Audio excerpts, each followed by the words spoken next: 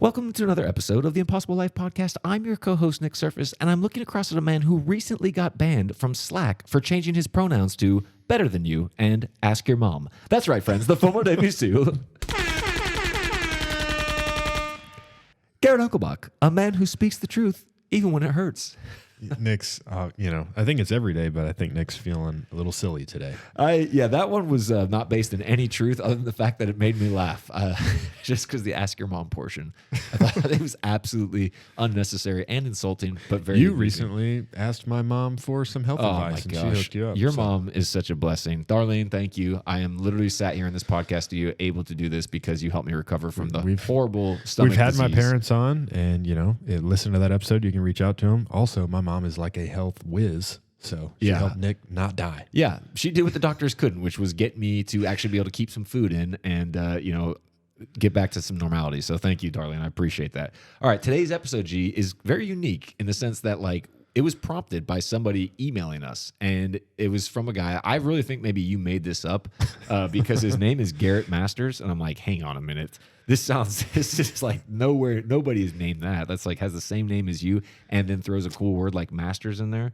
But yeah, hey, if listener shout out. Sometimes if you send us a bad episode idea, you won't get a shout out. But if you send us a good episode idea, you'll get a shout out from. So shout out to Garrett Masters. Yeah, so he sent us the email, and I'll just tell you. So he basically said he really is enjoying the podcast, and he asked us. He talked about how Garrett always references his workout programs because Garrett said, "If I was your fitness coach, you'd hate me." And this is back in the some of the early episodes. I mentioned that a lot. Yeah, he said he's only on episode 22. That's what Garrett M, not Garrett U, said. But he said the fitness and nutrition routine and how you wouldn't just be like, "Hey, go do these things." You would get people to think right the first way. And so he said, to maximize the impossible life, what would the training and nutrition program look like in this proverbial example of what you always give? Garrett is on path with the analogies game, and not just because he has the right name. Yeah, but he basically wanted to say, okay, take that same process that you give and apply it to the impossible life. If somebody wants to absolutely maximize their living of the impossible life, what would they do? And so it was, if you know anything about my friend Garrett, he loves prompts for Garrett's brain. Like before ChatGPT, there was your brain. now everybody knows something about prompts. And so we've taken that prompt and we actually... So that's what we're going to cover today, right? The fitness routine was, if you haven't listened to the early episodes in a long time, where I would mention the fitness routine, I was like, look, before I ever told you, like, hey, here's what exercises you should do, what the first thing I want to do is like, how are you thinking about working out? Right. There's a lot of prerequisites that you need before just like show up to the gym. Right. Yeah, exactly. And so what are the prerequisites for this podcast, what you want to get out of this podcast? So you know why you're going to the gym, right? We'll talk about why you listen to this podcast and what do you need to do, what do you need to think about, what do you need to have to get the most out of the show. Exactly. And just really, and with what we look to do with the overall view of this show, it's like really for you to fulfill and grow in your God-given purpose and so much more, which we will cover. Okay, so Garrett said this when we were warming up. If you could say to somebody, hey, I wish I had 100 hours with you, but actually I only have one, listen to this. That's what this episode's supposed to be. Yeah, it's like a summary. Right. There you go. All right. So Garrett sent me this reel, and you don't know anything about rugby, so I love whenever you send me stuff because I like the part where guys hit each other, which is all the time. You would actually love rugby. It's an absolute guys just clean each other out, and there's actually a lot of honor in it. Like you can punch someone in the face, and afterwards you just go drink a beer with them. Boy, yeah, you'd love it. It'd be perfect for you. Anyways. So he sent me this clip of a guy named Warren Gatland, who, if you're in the UK or beyond and you like rugby, you know who Warren Gatland is. He was the coach of Wales during a very successful period of their team, which is great because my father-in-law is Welsh. But he also coached the British and Irish Lions, which if you're not living over there, you'll have no idea what this is. I think it's once every 4 years, the best players in Ireland and the best players in the UK get together and they form the British and Irish Lions and they go on tour, which is where they play like some of the best teams in the world. So they'll go play South Africa, they'll play Australia, and the All Blacks are the absolute best. And so like it happens once every 4 years. It's a huge deal. All the fans kind of come together. It's kind of nice because typically they're all cool, cheering against each other. Well, anyways, he had this captain named Paul O'Connell, who was the captain of the British and Irish Lions. Massive honor. He's actually an Irish guy. And Warren Gatland was the coach of the team. And he said that Paul O'Connell said to the team when he was just giving them one of his captain's speeches, he said, hey, let's be the best at everything that requires no talent. And so Yeah. So like for rug, there's a lot of things that require skill and talent. But I remember one of the things he said was getting up off the ground. Right. And doing it quickly requires no talent. Right. Let's be the best at everything that requires no talent. He was talking about running back on defense, all these things. So there's this concept of like, if you can do the things that require no talent, you're almost starting to earn the right to pursue greatness, right? But you have to be able to get if you don't get those basics right, you can't say like, oh, we want to win everything. It's like, no, you're not even doing the basic stuff. And that's what it is. It's the basics. The reason I sent this reel to Nick is because it reminded me so much of SEAL training. Right. SEAL training is for the beginning of SEAL training is 6 months of BUDS, basic underwater demolitions, which is known to be like the most difficult military training. And really what they're doing is they're helping make sure that you know the basics, and not even like the firearm basics or the demolitions basics, which you finally get to in the last 30 days of a 6-month course. And it's very much the basics. But really all of BUDS is like the basics of, can you show up on time? Yeah. Can you do what I tell you to do no matter how hard it is? Right? Will you continue to give your best all the way until you literally pass out or die? Yeah. Right? That's the basics for being a soldier. Will you fully extend yourself? Will you give all that you have? And so I loved that clip because it reminded me of how SEAL training is. They're saying, look, let's make sure you have all of these things, right? Some of those qualities I just mentioned. And then they say, okay, now we'll train you. Yeah. And that's really, there's this term that they would give to special operations is they called them a thinking shooter. Okay. And thinking shooter, and it's not that, other soldiers don't think, but it's a term they gave to SEALs that basically you've been trained so well that we'll just put you out there in the battlefield and we know you'll figure it out. Right. Versus a lot of other, and again, I'm never, being disrespectful to them, but general infantry in the Army doesn't get trained near as much time and near as much resources as like a SEAL program does. In general infantry, they need you to tell them exactly what to do. Mm-hmm. Versus SEALs, you can tell SEALs an outcome that you want. Kill this person, destroy this equipment, bring this person back from the battlefield. And they're like, check, got it. Okay, see you tomorrow. Right? But they don't need you to tell you how to do it. I'll just make it happen. And so like I love that thought process of how to train people and how to develop teams, whereas SEAL training said, look, we'll spend a lot of time developing the foundation, getting the basics right, then we'll send you out there. And that thinking shooter philosophy is really like what informed where I would talk about with a fitness program, like I want to make you a thinking exerciser. Right? I don't want to just give you a set of exercises to do, because if you run into any issues or complications, you're going to have to call me. Yeah. Versus thinking shooters, they don't have to call back to HQ. Right. Well, there's more guys than we thought. What do we do? Yeah.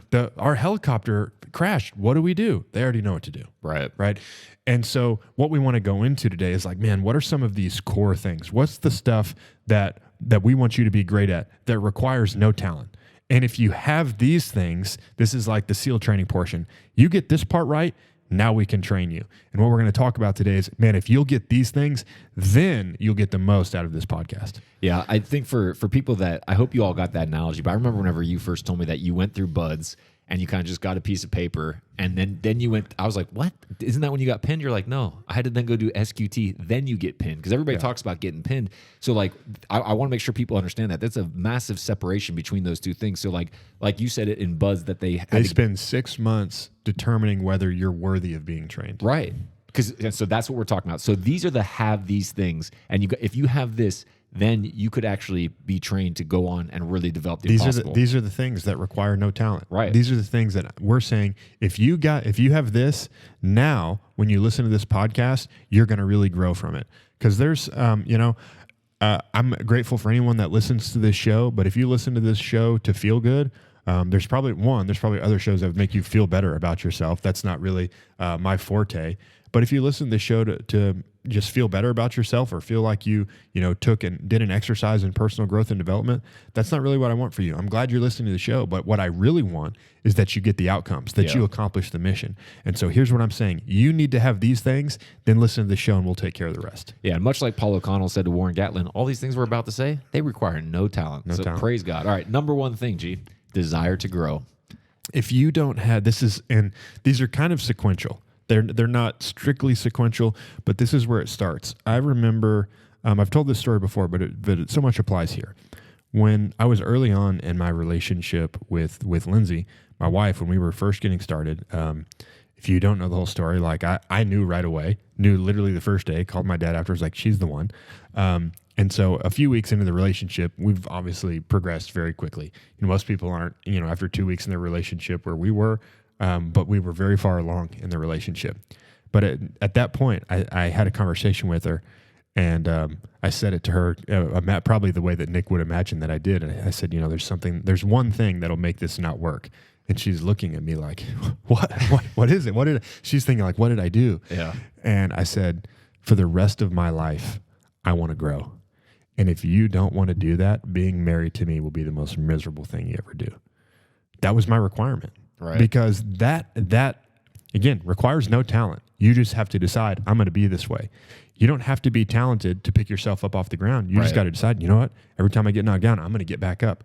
What I knew for our marriage and what I know what this quality does for every area of your life, right? It's why I wanted to see Nick in his marriage. I wanted to see what type of person he was, because I knew when it was hard, the way that he treats his wife is the way that he would treat me. What I knew was, I said to Lindsay, I said, if you'll be willing to grow, I know we can solve any problem. That we'll always figure it out. If you're not willing to grow, what you're telling me is that we'll come to a place where it's hard, and you say, I don't want to go through this. Right, exactly. And when we say a desire to grow, I mean, we're not just saying like, oh, I want things to get a little better. I want to improve. We're talking like a true, strong desire, like where it's something that's really central to you that you want to grow. Because if you want that bad enough, there's so many other things that you'll figure out. We talk about it on our habits episode when we said that if you want to have habits, that's just going to be the outworking of strong desires. It's not just liking growth. Right. You can like people who are in shape and not be in shape. For sure. You have to have the desire to be in shape. You Right. can like people who are successful and not be successful. You have to have the desire to become successful. And you can like people who get better every year of their life and not be one of those people.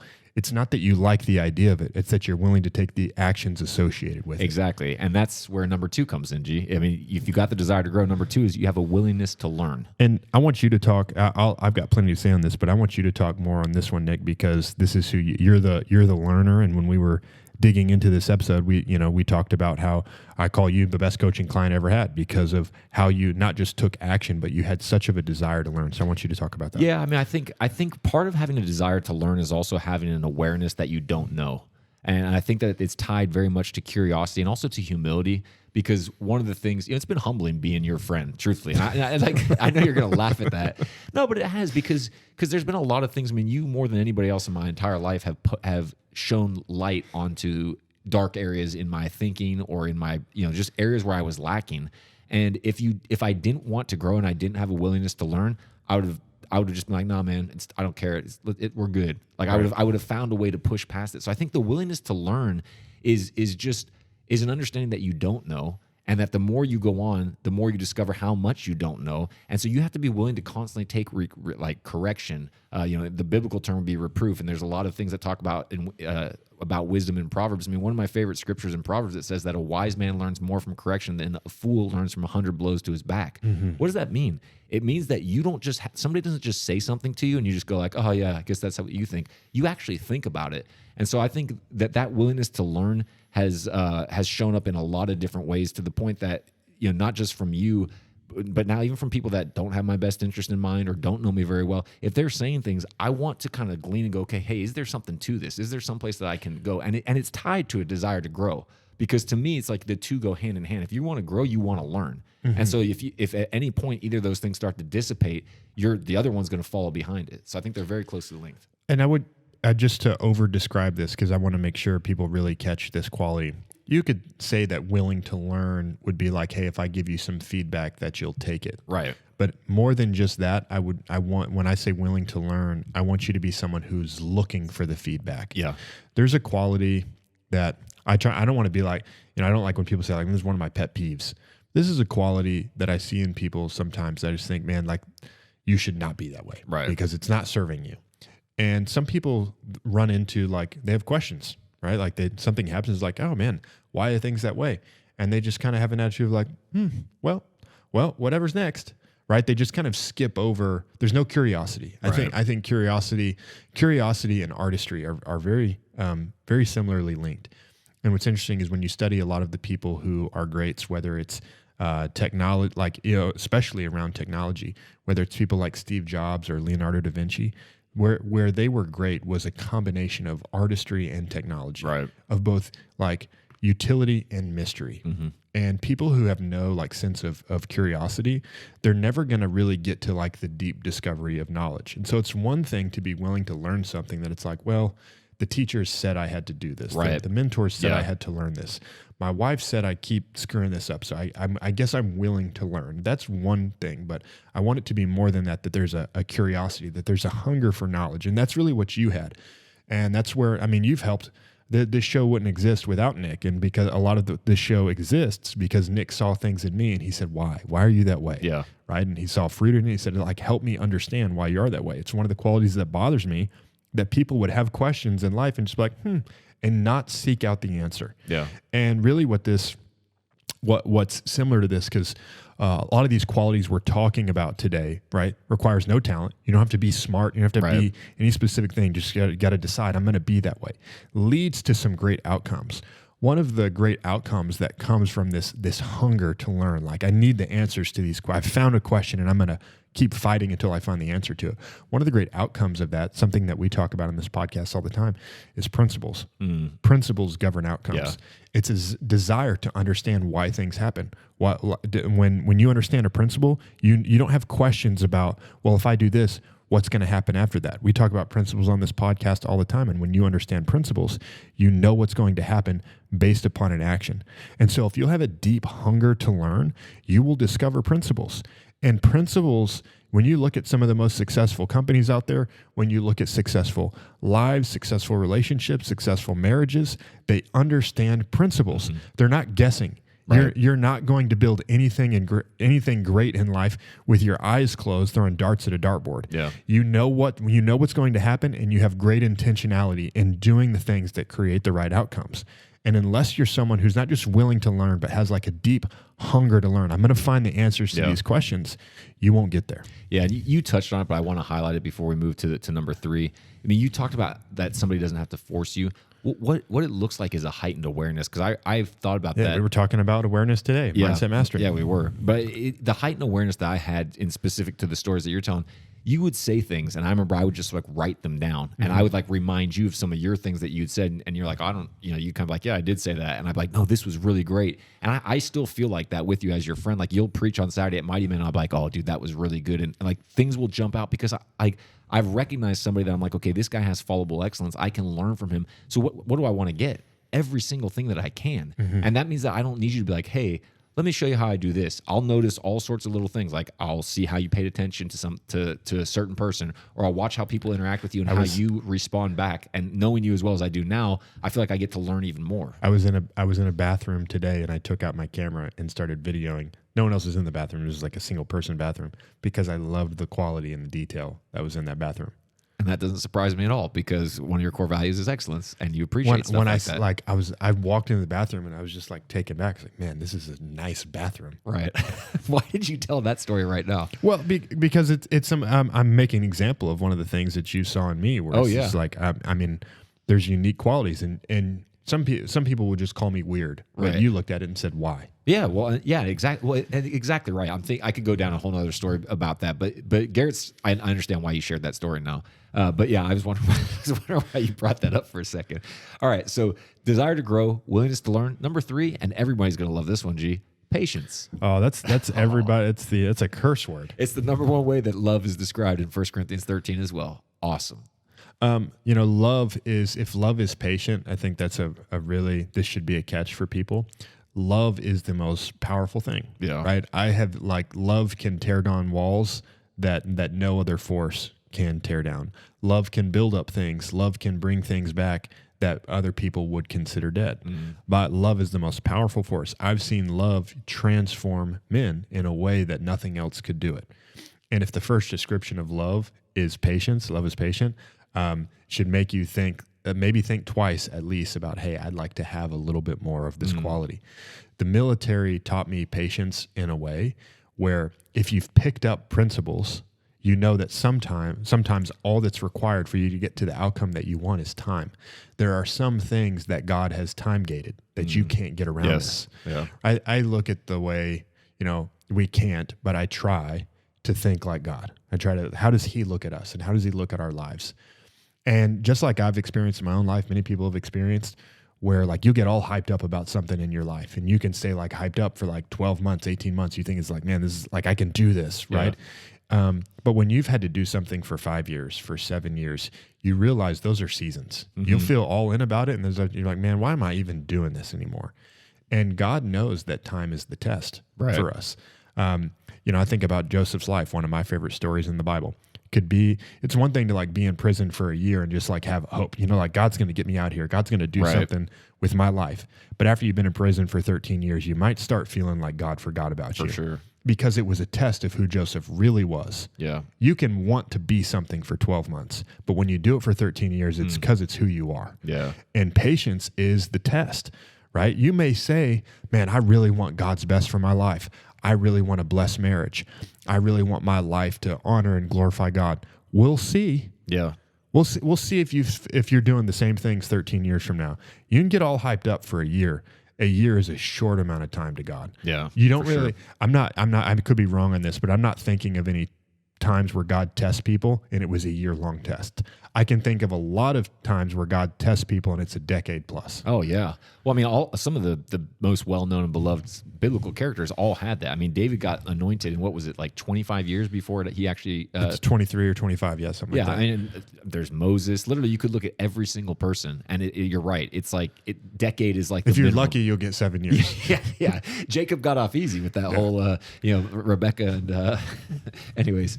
so number 3, patience, fun one. Number 4, well, before you go on, patience is very similar to endurance. Yeah, for sure. It's just, which is something we talk about on this podcast all the time. Patience is just deciding, right? I'm going to stay under the weight. Yeah. Right. Endurance is the ability to keep going, and it's a choice. You can just give up at any time.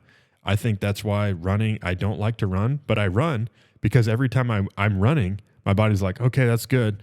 You can stop now. And it is a practice in endurance. Yeah. When you get in the ice bath, even though it's not near as long as a run, it is a practice in endurance because you don't really get to a place of comfortability. Right. And if this is one of the things, right, it's like hustle. If you played sports in high school, you probably had a coach who yelled at you, hustle. Oh, yeah. Hustle is one of those things that requires no talent. Just try harder. And patience is one of those similar things. Like, hey, there's no like particular skill that's going to help you do this, but just stay in the cold water. Yeah. Just keep running. This is something that's going to be required of you if you want the great outcomes from this podcast. You can listen to the show and just be like, man, this is cool. But if you can't have some patience with some of the things that we're teaching, it takes time. You're not going to get there in 12 months. Yeah. That was the unlock I had for the 100% Mission Success Guarantee episode that we did early on, was when you said if you just turn up every single day and do the right things, like that's how you can guarantee 100% success. Patience is your friend when you know principles are on your side. Yeah. It's one of my favorite quotes. It's one of like my life defining quotes. Abraham Lincoln, I will prepare and my time will come. That is the thought process of a man who's patient and a man who knows the power of principles. Yeah. I'm going to keep doing the right thing. I'm inevitable. My time will come. Yeah. Now, if you're someone who doesn't understand principles, you're putting your lottery ticket in every single day and saying, man, when am I going to win? Big? Yeah. Yeah. Man, I've got to figure out how am I going to get rich quick? Right? Because you don't understand principles. But when you understand principles, and I'm building from where we were before this with learning, right? When you learn principles, then you say, time is my friend. Right. I'm doing all the right things, and the only thing standing between me and my success is a little bit more time. And your beloved Abraham Lincoln quote led perfectly to number 4 on the list, which is hope. And hope is defined as confident expectation. A lot of people put hoping and wishing in the same thing, and they're not. I wouldn't say hate, but I used to really dislike the word hope because I thought like hope, what I used to think hope is somebody like closing their eyes and shooting their basketball shot. And now I hope it goes in. Right. And it's so much more than that. And I dislike whatever that quality is. I still don't like that quality. That's like wishful thinking. Yeah. I don't like wishful thinking. Yeah. I deeply don't like wishful thinking. There's a strong quote from me that I'll remind you of it. But I love hope. One of the things that we say a lot is today's the day. Yep. If you're not close to the sphere of ELC, you might not be familiar with this story. I'll give the 30-second recap. This story is worth so much more than a 30-second recap, but the 30-second recap, it's the story of Mel Fisher. Mel Fisher discovered the largest sunken treasure in history. He discovered the Spanish ship the Atocha. There's a longer name for it. That's the short name. I remember I read it on the podcast once, and you were just looking at me like, what? Sunk in the early 1800s. He found it in the 1980s, but he searched for the ship for 18 years. So there's so many details I'm skipping, but he searched for the ship for 18 years, and every day Mel Fisher would go out with his crew. He searched every day for 18 years, would go out with his crew, and he would say to his crew, "Today's the day." That's crazy. Right? And how many times was he wrong? 18 times 365 minus 1 is 6,569. Right? Yeah. Boom. He was wrong a lot of times, but every day he went out there and said, "Today's the day." And that's an expectation. And you know what's so funny? This kind of builds on where we were just at before this. This is principles and this is patience, which comes into an expectation, right? Principles builds on truth, right? I know this is what works. And when you get that and then you have some patience, you can say, I know my time is coming. You can have an expectation. This is purpose for your life, right? My parents said it to me all the time, and now I say it to myself. It's one I feel like God has anointed me to say this to other people through some of what he's done in my own life. But everywhere I go, not just in the like mighty men and the people that I get to speak to all the time, when I'm in other circles, I always tell people, God has a plan for your life. And that's not a fact. It's not a fact. It's true, right? It's not a fact. Correct. There's belief that's required in that, and that's the hope. That's the expectation, right? What I know, like even when I go through tough stuff, it might feel like God does not have like God. How could you let this happen? That's what it feels like when bad things are happening to you. You feel like there's no plan, but hope is saying even in this tragedy, even in the worst of circumstances, I know that there's a plan. I'm going to believe. I'm going to have an expectation that good things will come from this. And you have to choose to walk in that. At any time, you can say, you know what? God has abandoned me. You are entitled to have that perspective. It's a wrong one, but from my view, but at any point, you can say, man, that God's just abandoned me. I'm going to choose to always live with hope, knowing that God has a great plan for my life. Yeah, I love that, man. So once again, number one, desire to grow. Number two is a willingness to learn, curiosity. And inside of hope is so many great outcomes, right? Purpose is one of them, like walking in your purpose. Again, I'm referencing some of the things that we talk about on this show all the time.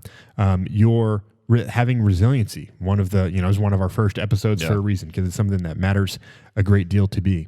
Resiliency is the ability to bounce back, right? The way I like to think about it is like one of those little super bouncy balls. Yeah. The reason it bounces so high is because when you throw it at the ground for a millisecond, it deforms and then it rapidly returns to its original form. That's why it bounces so high off the ground.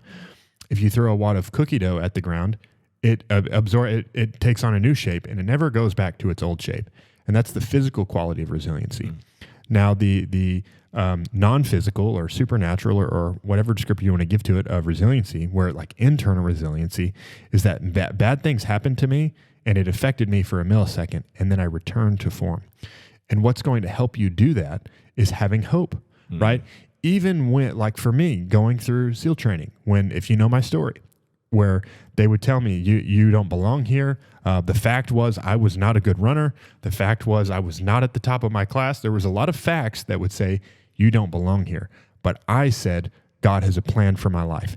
And out of that hope, out of a sense of purpose, gave me this deep sense of resiliency that I can withstand all sorts of, physical and non-physical deformation and return back to my original form. And that's because there's an expectation of what was coming in my life.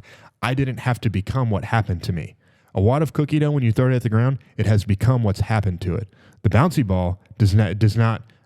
What happened to it is not who it is. It returns to its original form. Yeah, and I want to give a quick story just to encourage people, because Garrett talks about hope sometimes, and your story about you and the SEAL teams is such an incredible story, and you know how much of a fan I am of you and of that story.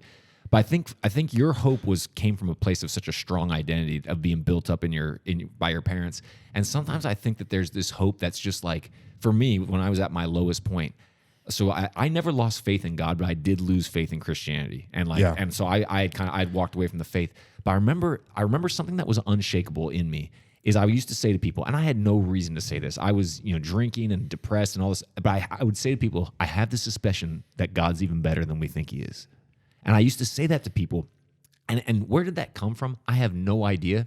But it was a confident expectation because it was just that piece of me that even whenever I'd been shooken, I was not who I knew I was. There was cracks in my foundation. I didn't like the person I was. I still had that confident expectation. I'm like, nah, God's still like alive, and I think he's better than I've even been told. Because the God I knew would be angry and judging me and would be. And I think that's how you knew, because you still felt. And I have some similar experience, but where you felt like he was still with you, even when you weren't pursuing him. Oh yeah, yeah. But I just wanted. It was kind of ugly version of hope, because like your version of hope from talking about resiliency is like it is the same thing. But I just wanted to give like a different view of it. Like it's gritty as well.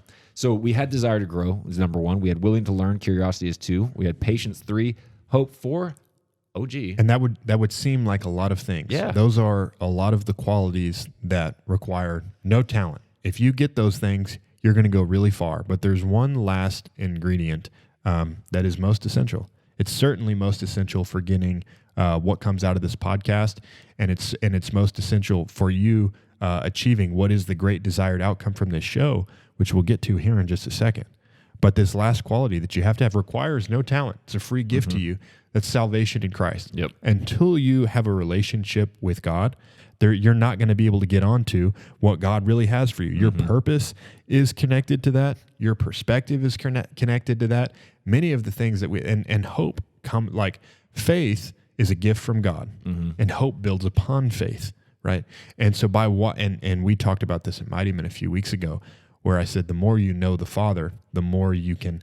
I have the right story in mind, that the wrong facts can't get characterized against you. Yes. And that's why bad things can happen to me, but I know my Father. Just like I know my dad really well, if something negative happened, you could put some facts in front of me that's like, man, your dad's not for you. I know differently, and so I can still have a hope that my dad is for me because of how well I know him. And one circumstance, one set of facts isn't going to change that. And so for you to get what you're supposed to get out of this podcast, for you to get certainly what you're supposed to get out of life to become who God's called you to be, you have to have a relationship with him. And if you run from that, the only thing that you're going to find is emptiness.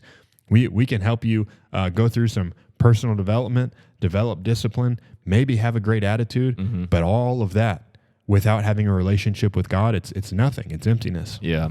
And I think that's there's a lot of people, I think you could say like, oh, you got a desire to grow, you're willing to learn, you've got hope, you're patient. I think that the salvation and foundation in Christ, really, that's what you always say, that like following Jesus is not a behavioral improvement program. And that's where it really comes home, because there's a million podcasts. There's a million different people out there that can help you if you're just hungry to learn and you want to grow. I mean, honestly, and there's really good ones out there. But to me, they all, so many of those other podcasts, other kind of growth programs, because they lack a foundation in Christ and lack a salvation in Christ, they're missing the key ingredient. And there's so many things from a purpose standpoint, from an understanding, that they'll just never be able to get to, because they'll say things like your truth and everything's subjective, and it's just, you miss out on principles, you miss out on wisdom. There's so much you miss out on. That stuff works for a season, Correct. But there's a set of circumstances where it doesn't work. And that's because there's a part of following God that's not logical. Right. And that's why some people think they have hope in God for 18 months. Right. And then logic says, obviously, he's not for you. And Satan will appeal to you through logic in your lowest moments. Yeah, very good. And that's where knowing Christ is the only way that you can stand in the fact of what seems like what would be worldly wisdom, right? Yeah. It seems logical to say like, man, I guess, if you're not going to answer my phone call after 18 months, you're not my friend anymore. Yeah, that's so good. Really capture what you just said, G, about like Satan will appeal to you with logic in your lowest moments, because that's 100%. Speaking from experience, I'm sure you are as well when you say that. That is so true. And you can look at the temptation of Jesus, and that's right where it is. Well, if you're the Son of God, do this, right? Because this is what God said. Low moment, you're hungry. Yeah. So these are 5 core things, right?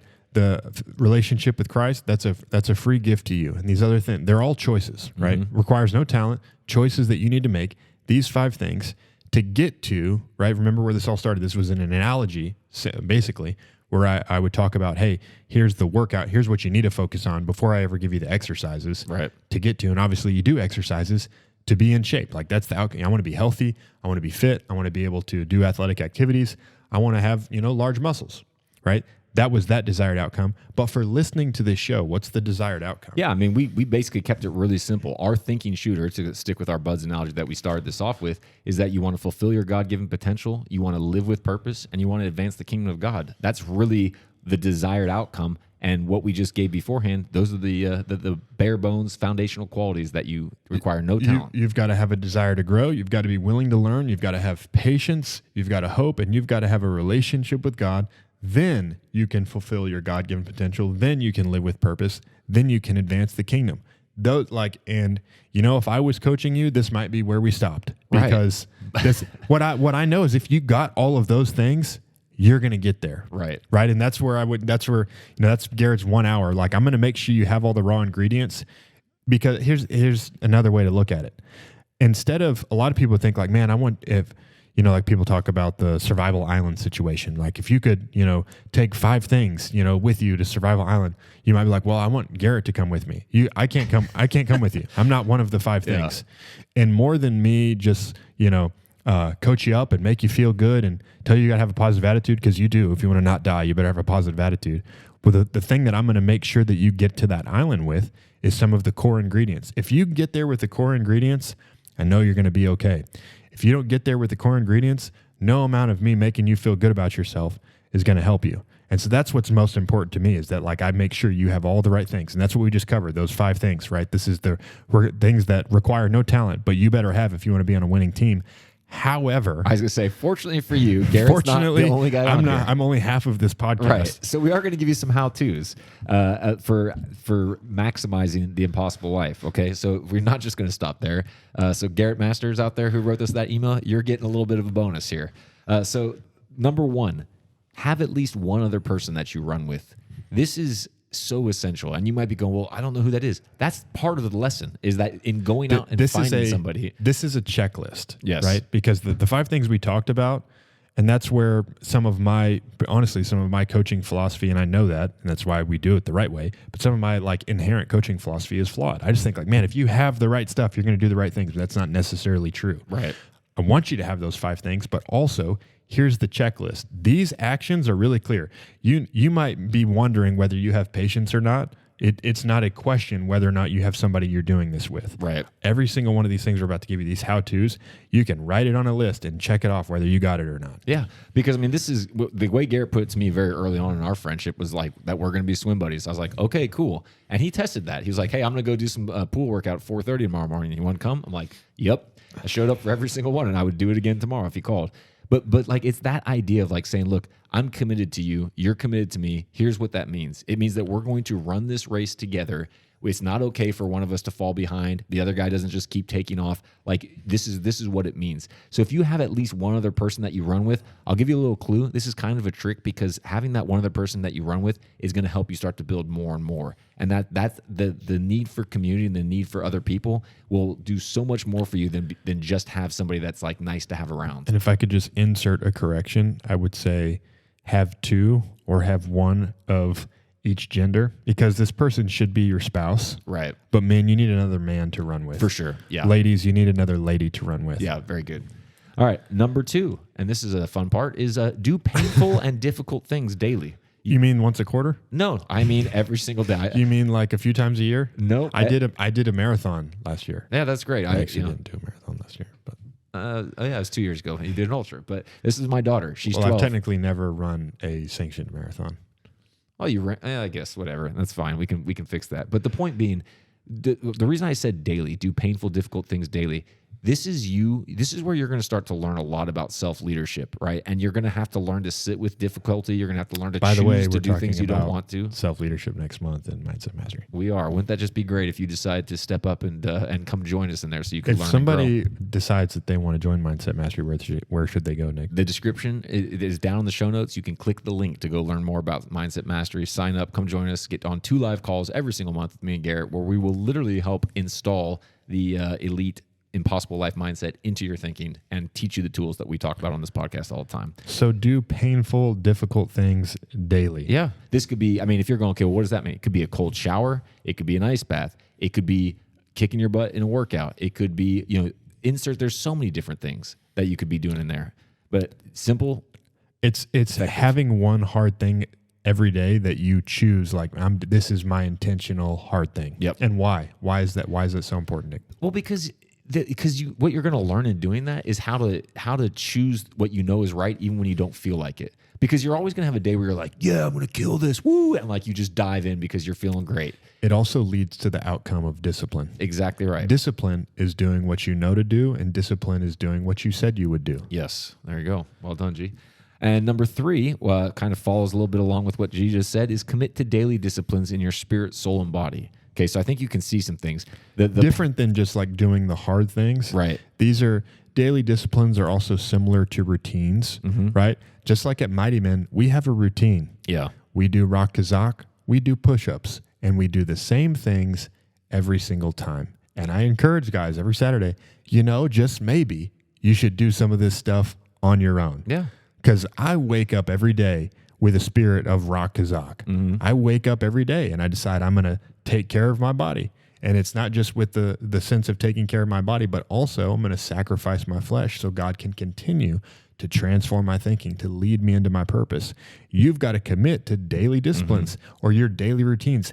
These are the things that I should do, not most days, not when I feel like it, but every single day. Yeah, because what you don't realize is like, that's where I think most people fall down is they're like, they'll commit to something for a time, but they don't 12 really, months, right? For 18 months. They don't really know what a standard is where it's like, no, I do this every single day. Because at some point, if you've committed to doing a daily discipline, spirit, soul, and body, you and I both read our Bibles every single day, right? There's things that we do to develop ourselves in our morning routine, spirit, soul, and body every single day.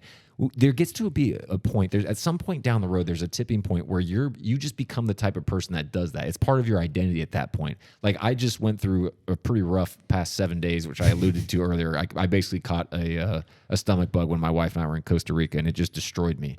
Not one day did I wake up and go like, oh, I can't read my Bible today, because it's just like that's communing with God. That's who I am. So like I'm feeling awful, and I won't go into the details that you guys can imagine.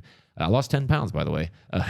But I'm feeling awful, but it was never even an option, because at some point you're just like, no, this is who I am. Right. Like, and that's whenever you really start to unlock part of who you are and some of the greatness inside you. So number 3 was commit to daily disciplines, spirit, soul, and body. Notice I didn't say what they were. Yeah, you just need to have them in all those categories. So what's number 4? Serve in some capacity. Okay, so why that one? Well, you have to, serving is the pathway to greatness, and you have to get yourself outside of yourself. And the reason I say serve is because serving is going to require you to do some things that you're going to think you're too good for, or that you're going to think is why am I having to do this? And that's exactly what you need. You need to be putting yourself in a position where you're doing something solely for the good of other people so that you can get yourself outside of you. You say all the time, G, it's not about you. It's when people go on missions trips, like one of like the cheesy, and I love missions trips. You should go, especially if you've never been on one. But like one of the cheesy like phrases or like silly Christian things that people post is like, I went there to change them and they changed me. Oh yeah, 100%. Right? Like this is like totally a joke, but at the same time, that's what serving does for you. Yep. I like the way Charlie Kirk says it, that there is a God and it's not you. And I like to morph that a little bit and say you have a purpose and it's not about you. And when you serve, it's one of just like the silly thing that people post when they go on mission trips. I went there to change them. They changed me. Well, when you start serving, you start realizing, hey, my life's not about me. And there's value that I bring to the world that's not for me. And that's called a purpose. Yes. And serving, and I'm not saying, you just serve at your church. That is your purpose. But it's a feeling. And one of the best things that you can have is a sense of purpose. You may not know what your actual purpose is until you're way later in life and you've been walking it out and living it for a long time. And then finally you get to the top of the mountain before God's going to take you to heaven, proverbially, probably not literally for anyone listening to this podcast, before you get to that moment in your life, he lets you see it. He lets you see the promised land. You see what you were supposed to do, right? And you know, what Moses was supposed to do, Moses maybe could have seen the promised land, but really the purpose of his life was to bring God's people there. Yeah. And at the end of your life, you'll see it. But serving gives you that sense of like, man, there is a purpose. And that's the best feeling that you can have. Not that, because most of us would respond the way Moses did if God told us our purpose. I don't think so. I'm not the right guy. Yeah. Right. But the best thing that you can have is to feel, man, there is a purpose for my life, and serving will do that for you. 100%. Number 5 is get coaching or mentorship. And the reason I put that in there is there's a part of the journey that we're talking about. You have to have some self-discovery and some self-growth. And that just doesn't come by definition. You know, discovery is something that means that you're finding things that you didn't know were there, or you're getting to know new things. Well, nothing does that faster than getting a coach or a mentor or somebody that can guide you and show you those places in yourself. I mean, you played that role for me at one point in an official capacity, and then you did a lot of that as my friend, of just kind of shining the light for me. Coaches and mentors, they're people who have been where you want to go. Right. And that's the best help that you can get. You can read all kinds of books about starting a business. You can go get your MBA. You can watch a bunch of YouTube videos. But the best thing you can have is someone who has built the business that you're trying to build. Yep. And they're right there next to you. Yep. They're not going to do the work for you. But when you get stuck, when you don't know what the answer is, you got a guy for that. Right. Yeah. Hey, I got a guy for that. I got a guy for that. Good. And the last thing is lead another person who's further behind you along the path. The reason I put that in there, you will never know things as well as you think you do until you have to teach it to someone else. Like Einstein says, if you can't teach it to a 6-year-old, you don't understand it yourself. Right. And that is the perfect quote, because once you have to start explaining things, I promise, for those that don't have kids, when you start having kids, when my daughter asks me questions. Yeah. It always makes Lindsay laugh. Right. Like the other day, she goes, how do bees fly? And I go, well, actually they vibrate through the air, and science doesn't really understand how they work. What did she say? She just looked at me like, what? She's like, you want a Pop-Tart? Lindsay just started laughing, and she's like, this is why I don't Google things. I just ask you. Yeah, that's a whole nother thing. But yeah, but that's a little bit of a tricky one, because the bee, explaining that to a 4-year-old is slightly different. But when you've actually sat there and you've had to teach it to someone else, they're going to come up with different things that are going to question why you do things the way that you do. But also, you're going to pull out some of your own lessons, because they're going to challenge you in things, and you're going to go, wait a minute, I think I went through something like that. What worked for me? And that's whenever you start to cement some of your own lessons. And guess what? You get even more out of lessons that you've gone through, and you grow further. I remember the military spent like hundreds and thousands of hours and millions of dollars teaching me how to do my job. And one of those things was shooting weapons really well. And I remember the first time I had to teach it to other people, I was like, what the? Like, I had to just my brain broke. I was like, man, I'm so good at this. But now to teach it to someone, I really had to think, okay, how did they teach? I had to rethink the lesson, right? Because so much of it had just become automatic to me, which was a hallmark of great training, right? I didn't even think about how I did what I did. I just did it. But that makes it really hard to teach it. Yeah. Because I had to think about why and how I was doing what I was doing. But I can tell you that after I did that, I got so much better as a shooter, right? It made me realize, I went back to some stuff, because I started encountering I remember that, like, I got to teach this step, and then I got to teach this step. And it made me think like, oh yeah, I know that, and I haven't been doing that. Right. And so when you have to teach something to someone else, what it does with it, we all have, certainly when you're following God, you have the Holy Spirit helping you, and you have a internal sense of integrity. And what bothers you is when you're not like who you say you are. Right. And when you got to start teaching it to somebody else, you're like, oh, wait a second. I know that's what I'm supposed to do, but I haven't been doing that. Whoops. Yeah. Yeah, exactly right. So those are the 6 how-tos. We gave you the criteria for the things that require no talent that are absolute musts. That's how you'll get the most out of, not just, I'm going to say out of this, I would go ahead and, maybe venture out and say that you'll get a lot more out of pretty much everything that you do if you do these steps. You'll get a lot more out of life if you have those 5 qualities. For sure, 100%. You don't even need the how-tos. That was very much specific to us. But I think that just in general for what we do on the podcast, but also just for following and being a disciple of Jesus, I think those 6 how-tos are solid. So just think back. I've got to have these 5 qualities. I've got to have a desire to grow. I've got to have a willingness to learn. I got to be patient, have hope, and have a foundation in Christ. And if I can bring these 5 qualities, maybe it's not going to be the most positive experience. It might be tough sometimes. I might not get there when I want to, but if you have these 5 things, if you prepare, your time will come.